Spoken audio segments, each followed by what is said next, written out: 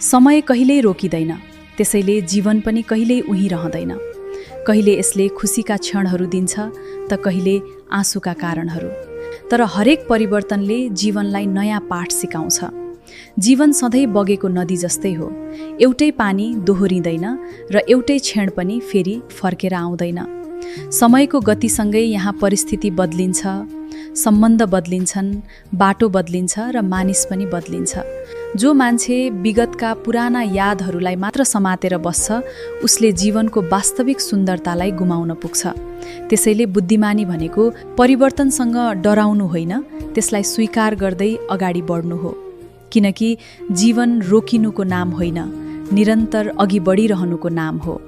हरेक गाह्रो परिस्थितिले हामीलाई अझ बलियो र परिपक्व बनाउँदै लैजान्छ। त्यसैले निराश भएर कहिल्यै आफ्नो हिम्मत नहार्नुहोस्।